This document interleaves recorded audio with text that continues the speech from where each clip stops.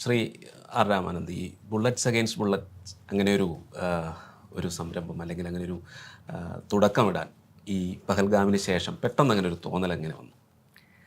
അത് വാസ്തവത്തിൽ പെഹൽഗാം അക്രമത്തിന് ശേഷം, പെഹൽഗാം അക്രമം ആ ദിവസം ഭാരതത്തെ മുഴുവൻ നടുക്കിയ ഒരു അക്രമമാണ്. ഭാരതത്തിൽ ഇന്ന് വരെ സഞ്ചരിക്കുന്ന ആളുകൾക്ക് അവരുടെ മതത്തിൻ്റെ അടിസ്ഥാനത്തിൽ മരണം വരിക്കേണ്ട സാഹചര്യം ഉണ്ടായിട്ടുണ്ടോ എന്ന് നമ്മൾ ആലോചിക്കേണ്ടതായിട്ടുണ്ട്. വളരെ കൃത്യമായിട്ട് ഒരു പ്രത്യേക വിഭാഗത്തിൽപ്പെട്ട ആളുകളെ കലിമ ചൊല്ലാൻ അറിയുമോ എന്ന് ചോദിച്ചുകൊണ്ട് വെടിവെച്ച് കൊല്ലുക ആണ് ചെയ്തിട്ടുള്ളത്, ഹിന്ദു വിഭാഗത്തിൽപ്പെട്ട ആളുകളെ. അപ്പോൾ അവിടെ ആ ഒരു അക്രമം മനുഷ്യ മനസാക്ഷിയെ തന്നെ നടുക്കുന്നതാണ്. മനുഷ്യനാണെങ്കിൽ എല്ലാവരും അതിൽ നടുങ്ങേണ്ടതാണ്. അത്രയ്ക്കും ഭീകരമായിട്ടുള്ള ഒരക്രമമാണ് ഉണ്ടായിട്ടുള്ളത്. ഭീകരവാദത്തിൻ്റെ ഏറ്റവും വലിയ പ്രത്യേകത 10 പേരെ 1000 പേരുടെ മുമ്പിൽ വെച്ച് വെടിവെച്ച് കൊല്ലുക എന്നുള്ളതാണ്. 1000 പേരെ വെടിവെച്ച് കൊല്ലുന്ന ഭീകരവാദമല്ല, 1000 പേരിലേക്ക് ഭീതി പടർത്തുക, അതാണ് അവർ ഉദ്ദേശിക്കുന്നത്. ഇങ്ങനെ ഒരു കാര്യം ഉണ്ടായ സമയത്ത് പിറ്റേ ദിവസം രാത്രിയൊക്കെ നമ്മൾ ആകെ അസ്വസ്ഥരാണ്. എല്ലാവരും പലതരത്തിലുള്ള പ്രതികരണങ്ങൾ നടത്തുന്നുണ്ട്. ആളുകൾ പറയുന്നുണ്ട്, പ്രധാനമന്ത്രി എന്താണ് പ്രതികരിക്കാത്തത്, സൈന്യം എന്താണ് പ്രതികരിക്കാത്തത്. പല കോണുകളിൽ നിന്നും വലിയ ഔട്ട്ക്രൈ ഉണ്ടായി. ഇതുണ്ടായ സമയത്ത് ഞാൻ ചിന്തിച്ചത്, നമ്മളെന്താണ് പ്രതികരിക്കുന്നത് എന്നുള്ളതാണ്. ജനാധിപത്യപരമായ രീതിയിൽ നമുക്ക് എന്ത് പ്രതികരണം ഇതിന് ചെയ്യാൻ പറ്റും എന്നുള്ളതാണ് ചോദ്യം. ഫേസ്ബുക്കിലൊരു പോസ്റ്റ് ഇടുന്നത്, അല്ലെങ്കിൽ ലൈക്കിന് വേണ്ടി എന്തെങ്കിലും എഴുതുന്നത്, അത് ഷെയർ ചെയ്യപ്പെടുന്നത്, ഇതൊക്കെയാണോ ഇതിൽ തീരുന്നതാണോ നമ്മുടെ സാമൂഹിക പ്രതിബദ്ധത? ഇതായിരുന്നു ഒരു ചിന്ത. ആ സമയത്താണ് ഈ ആശയം പങ്കുവെച്ചുകൊണ്ട് ഒരു ലേഖനം പോലെ എഴുതിയത്. പെഹൽഗാം അക്രമത്തെ അപലപിച്ചുകൊണ്ടാണ് ആ ലേഖനം ഉണ്ടായത്. ആ ലേഖനത്തിൻ്റെ അവസാനം ബുള്ളറ്റുകൾക്കെതിരെ ബുള്ളറ്റ്, അവർ വെച്ച ബുള്ളറ്റ് തോക്കിൽ നിന്ന് ഉതിർത്ത ബുള്ളറ്റാണ്. ആ ബുള്ളറ്റിൻ്റെ ഉദ്ദേശം നമ്മുടെ വായ മൂടിക്കെട്ടുക, നമ്മെ നിശബ്ദരാക്കുക, ഭയം കൊണ്ട് നിശബ്ദരാക്കുക എന്നുള്ളതാണ്. അതിന് പകരം നമ്മുടെ അടുത്തൊരു ബുള്ളറ്റ് ഉണ്ട്. അത് ബുള്ളറ്റ് ബൈക്കാണ്, റോയൽ എൻഫീൽഡിൻ്റെ ബുള്ളറ്റ് ബൈക്കാണ്. നമ്മൾ ബുള്ളറ്റ് എന്ന് വിളിക്കുന്നത് അല്ലേ, ബുള്ളറ്റ് ഒരു വികാരമാണ്. ആ ബുള്ളറ്റ് ഒരു ജനാധിപത്യ അല്ലെങ്കിൽ ഒരു പൗരൻ്റെ സ്വരമാണ്. ഭീകരതയ്ക്ക് എതിരെ ഞങ്ങളുടെ ബുള്ളറ്റ് ബൈക്കുകളിൽ സമാധാനപരമായി സഞ്ചരിക്കുന്നു എന്നുള്ളതായിരുന്നു എൻ്റെ ആശയം. അപ്പോൾ ആ പോസ്റ്റ് പുറത്ത് വിട്ടു. അതൊരുപാട് പേര് ഷെയർ ചെയ്തു. വലിയ വലിയ പ്രൊഫൈലുകളൊക്കെ ഷെയർ ചെയ്തു. ശ്രീജിത്ത് പണിക്കരൊക്കെ പ്രൊഫൈലൊക്കെ അത് ഷെയർ ചെയ്തു. വലിയ ഒരു പ്രതികരണം അതിന് ലഭിച്ചു, നല്ലതും ചീത്തയായിട്ട്. പ്രത്യേകിച്ച് ആ സമയത്ത് എല്ലാവരും അങ്ങനെ ഒരു വിഷമത്തിൽ നിൽക്കുന്നൊരു സമയമാണ്. ഒരുപാട് പേര് പ്രതികരിച്ചു. ഞങ്ങളൊരു വാട്സപ്പ് ഗ്രൂപ്പ് ഉണ്ടാക്കി.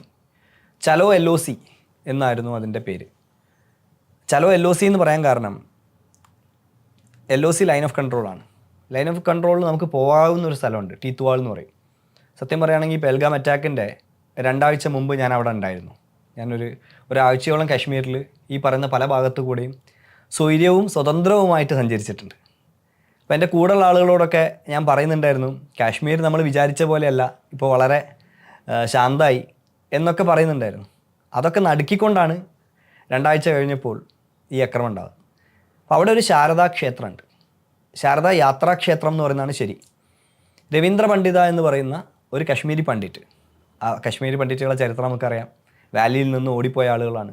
അതിൽ ധീരനായ ഒരു കശ്മീരി പണ്ഡിറ്റ്, അദ്ദേഹത്തിന് ഒരു 65-70 വയസ്സോളം ഉണ്ട്. ധൈര്യത്തിൻ്റെ മൂർത്തി രൂപമാണ്. അദ്ദേഹത്തിൻ്റെ ഒരു ശ്രമഫലമായിട്ട് പിന്നെ അതിൻ്റെ അടുത്തൊരു സിഖ് വില്ലേജ് ഉണ്ട്, ത്രിഭുവൻ എന്ന് പറയും.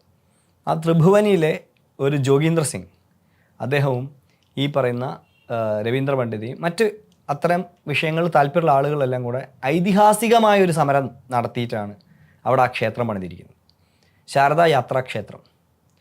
ആ ക്ഷേത്രത്തിൻ്റെ തറക്കല്ലിടൽ പരിപാടിയിൽ ഭാരതത്തിൻ്റെ ആഭ്യന്തര വകുപ്പ് കൈകാര്യം ചെയ്യുന്ന ബഹുമാനപ്പെട്ട ശ്രീ അമിത്ഷാജി ഓൺലൈനായിട്ട് പങ്കെടുക്കുകയൊക്കെ ചെയ്തിട്ടുണ്ട്. ഈ ക്ഷേത്രത്തിലേക്ക് സഞ്ചരിക്കുക. ഈ ക്ഷേത്രം എന്തിൻ്റെ ക്ഷേത്രമാണെന്നുള്ള ചോദ്യം. ഈ ക്ഷേത്രം LOCയിലാണ് നിൽക്കുന്നത്, ലൈൻ ഓഫ് കൺട്രോളിലാണ് നിൽക്കുന്നത്. കിഷൻ ഗംഗ എന്ന് പറയുന്നൊരു നദി, ആ നദിയാണ് അവിടെ LOC. ആ നദിക്കിപ്പുറം ഭാരതവും അപ്പുറം പാക് ഒക്യുപ്പൈഡ് ജമ്മു ആൻഡ് കാശ്മീരുമാണ്. POJK എന്ന് നമ്മൾ വിളിക്കുന്നത്, അവരെ AJK എന്ന് തന്നെ വിളിക്കുക, ആസാദ് ജമ്മു കാശ്മീർ എന്ന് വിളിക്കുക. എന്ന് വെച്ചാൽ തൊട്ടപ്പുറത്ത് പാകിസ്ഥാൻ തന്നെയാണ്. അവിടെയാണ് ഈ ക്ഷേത്രം പണിതിരിക്കുന്നത്. ആ ക്ഷേത്രം പണിതിരിക്കുന്നത് ധൈര്യമായിട്ടാണ്, അത്രയും ധീരത അവർ കാണിച്ചിട്ടുണ്ട്. എന്തിൻ്റെ പ്രതീകമാണ് ക്ഷേത്രം എന്ന് ചോദിച്ചാൽ POKയിൽ തകർക്കപ്പെട്ട ശാരദാപീഠത്തിൻ്റെ പ്രതീകമാണ്. അപ്പോൾ മലയാളികളായ നമുക്ക് ശാരദാ പീഠവുമായിട്ട് അഭേദ്യമായ ബന്ധമുണ്ട്. വിശിഷ്യ കേരളം കാശ്മീരവുമായി വളരെയധികം ബന്ധപ്പെട്ടിരിക്കുന്ന ഒരു സ്ഥലമാണ്. ശങ്കരാചാര്യർ കേരളത്തിൽ നിന്ന് അവിടം വരെ കാൽനടയായി നടന്നു പോയി ഭാരതത്തിലെ ഏറ്റവും ഉന്നതമായിട്ടുള്ള അറിവിൻ്റെ കേദാരം എന്ന് പറയുന്ന കാശ്മീരത്ത് പോയി സർവജ്ഞപീഠം കയറിയിരിക്കുന്നത് ശാരദയിലാണ്. ആ ശാരദ വരെ ശങ്കര ടു ശാരദ എന്നാണ് പറയുന്നത്. ശങ്കരൻ്റെ നാട്ടിൽ നിന്ന് ഞങ്ങളിതാ ബുള്ളറ്റ് ബൈക്കിൽ 100 പേര്, ഞങ്ങളുടെ ബുള്ളറ്റ് ബൈക്കിൻ്റെ ശബ്ദം ആരെയും ഭയപ്പെടുത്താനല്ല, മറിച്ച് നാളത്തെ ഭാരതത്തിൻ്റെ പ്രതീക്ഷയുടെ ശബ്ദമാണ് എന്നുള്ള അർത്ഥത്തിൽ സഞ്ചരിക്കുകയാണ്.